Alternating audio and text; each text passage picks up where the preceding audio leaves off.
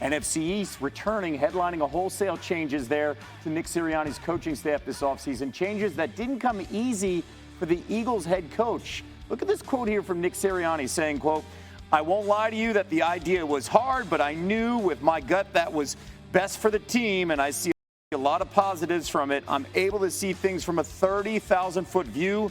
That doesn't mean I don't have opinions on what this should look like. You do what's best for the team because you love the team, not because you love your selfish reasons of what you want. And I really feel good about that." Let's bring back Mina. With all the additions that they've made and the changes, specifically the playmaker and adding Saquon Barkley here, what should this offense in Philly look like this upcoming season? The million-dollar question. One would think that the run game would still have a lot of the same DNA as it did before, partly because it was still really effective last year, and you've got Jeff Stoutland, best offensive line coach in football, as your run game coordinator. What I'd like to see is an evolution of pass game. Mentioned Saquon Barkley. Can they use him as a weapon there? Exploiting the mismatches they'll see at linebacker when he's on the field, for example. They already have a robust RPO package that they can include him in. Can you give Jalen Hurts answers versus the blitz, which plagued this offense so much? And then, again, about the passing attack, while you have incredible playmakers at receiver and tight end, too often last season it felt like they were saying to them, hey, go win. Can you help them win, whether it's through motion give your quarterback information and create leverage advantages, or can you use formations and personnel groupings in a more creative fashion? These are all the challenges that Kellen Moore faces going into next season to avoid making the same mistakes they did last year. Feels like Brian Johnson was the fall guy in this decision here, Tim. And when you hear the offseason, the quote from Jalen Hurts that 95% of the offense is different under Kellen Moore's offense, what do you expect to see? Yeah, and I think that probably relates to the passing game, Kevin, because I think everything that Mina just said about like the things you can do with Jalen Hurts, things that he's been successful at doing, whether, in college and then in the pros, I think a lot of that stuff will continue and stay the same.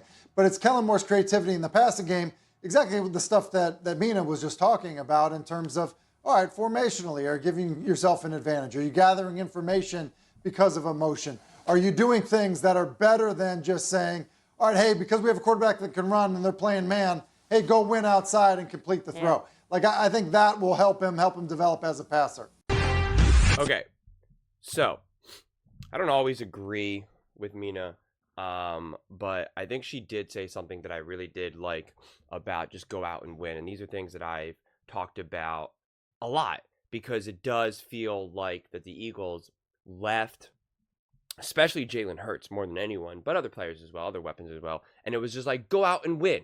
Go out there and get that. And I've talked a lot about this definitely recently with regards to Lamar Jackson. Actually, like that's what they do come time playoffs. They're just like, all right, Lamar, go out and win. And it's just like, you can't leave your quarterback and your offense as a whole on an island. You can't just do that. You can't just say, okay, here's this basic football 101 play, and now just try to be better than the other team. Just catch the ball. Just throw a perfect pass, and we'll win that way, right? Theoretically, in football, if you just kind of execute the offense, no matter what the play is, no matter what the offense is, you will beat the other team, right? If you just execute it perfectly, if you just catch the ball, like my one coach used to say, the team that plays catch and throw the best will win the game, right? Theoretically, that's true, right? But it's not how it actually comes out in practice all the time. It's one of those good sayings, but it's, you need more. And that's the thing. It's like there was no creativity with the offense last season. And I take issues when they said, oh, they used the previous OC as the fall guy. When you put it that way, that makes it sound like he wasn't actually the problem. That it was just that they're just using someone as the fall guy because they need someone to blame, right? Like a scapegoat. I wholeheartedly disagree with that statement. He was a fundamental problem. Even Troy Aikman pointed it out in the playoffs, okay? In the playoff games against Tampa Bay Buccaneers, he's like, he was not a good play caller. And he tried to be nice about it. He goes, he's like, I understand being a play caller is a difficult job. And he's like, and he tried to tiptoe around it, but Troy Aikman shoots from the hip, and it's the right statement. It's deadly accurate. The play designs were awful, and the play calling was awful. It's just there's no other way to dice it. There's just not. It can sometimes things can be that straightforward. And I think especially in sports commentating, we think if something is not complicated, if we give like kind of like a basic analysis, say, oh, well, the OC was not good and the play calling was bad and the play designs were, lacked motion and were really kind of regressive relative to what the rest of the NFL is doing. People are like, well, that's not good enough. I need it to be more complicated. We need to go more into the deep and the nitty gritty for it to be accurate. And that's not true. Oftentimes the simplest answer is actually the most intelligent answer. You can tell when someone doesn't always know what they're talking about when they start to get really deep into the weeds, like further into the nitty gritty, and are using a lot of technical analysis, because it's just like they just want to show people that they know these words, cover two and stuff like that. Obviously, when you're talking about real football nerds and real people that really understand the game, like the Andy Reids and McVays, that's a different level. But when you're talking about on TV, talking to the general population, basic language is better from my viewpoint personally. And it's that simple. The offense was not creative enough. The play calling was atrocious, and the play designs were just like nothing.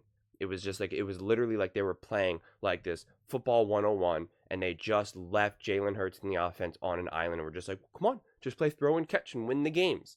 And it was just like, what is that? To me, that is an offensive coordinator who lacked confidence, who was like, I have great players.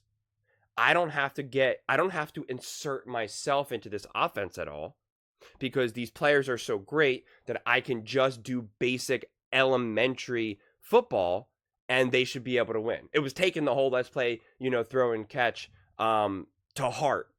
And it's just not how you win in the NFL. It's especially in 2024. Maybe back in like the 70s and the 80s and the 90s, not in 2024. You just can't do it that way. And so I'm really, really excited about Kellen Moore. I've spoke at length about why I think Kellen Moore is going to significantly improve this offense and significantly improve Jalen Hurts as well. I think the offense is going to have some big stretches where it's really running through Saquon.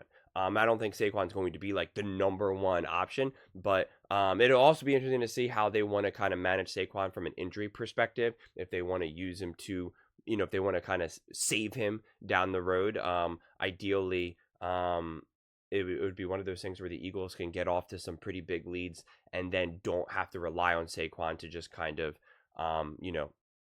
just kind of do for the basic runs, right? Like save Saquon for the more bigger moments of a game rather than just kind of like running out the clock. So I'm really curious to see how they probably deal with Saquon more than anything, because I know the offense is going to have more motion. I know the play calling is going to be more creative. I know players like AJ and Devontae are actually going to be schemed open rather than last year where every time they got the ball, they were immediately contact. It was immediately. The Eagles never got them the ball in open space. Like never. And I know that's going to happen with Kellen Moore. I know Jalen Hurts is going to look way more comfortable. He's going to be more comfortable against the blitz. Like, to me, I'm very confident in that. Because if not, well, then the Eagles are just a disaster. And Jalen Hurts is not a good quarterback. And I don't think that's the case. And I'm very confident that Kellen Moore is actually a good coordinator. To me, my only question mark is how do they manage Saquon? What do they do? Do they do anything differently? Are they going to try to preserve him? Because the truth is, the Eagles have Super Bowl aspirations. They're not just trying to like be competitive and look good moving forward, and look like, at least we're trending in the right direction. No. They want to win a Super Bowl, and Nick Sirianni is coaching for his life. Is coaching for his life. So, yeah, I'm really interested to see how this all looks, and should definitely be an interesting season for the Eagles. They have one of the best rosters in the NFL. And really what it comes down to is, do they get luck? Are they lucky from a health and injury perspective? And did they hire the right coaches? If they hire the right coaches, it's a Super Bowl team. If not, we shall see. But those are just my thoughts. I would absolutely love to hear yours. What do you guys all think? Do you think that the Eagles are going to look like significantly different from last season, or do you think it's going to be kind of more of the same issues that they face, that it wasn't necessarily the coordinators that were bringing down the Eagles? And do you think if the coordinators are legit with this roster, that the Eagles can actually get to the NFC Championship game, Super Bowl win, etc.? Let me know in the comments below. I read every single comment, so whether you agree with me or disagree with me, either way, let's get in some discussions, let's get in some fights, but ultimately, let's just have some fun. And please do consider subscribing. We are building an amazing community here, and I would absolutely love to see you part of it. I want to build something that we all genuinely feel connected to, something that we're really excited to be part of. I think we're well on our way to doing it. And please don't forget to give this video a thumbs up, as it really does help with the visibility and the algorithm. Thank you so much, and see you next time.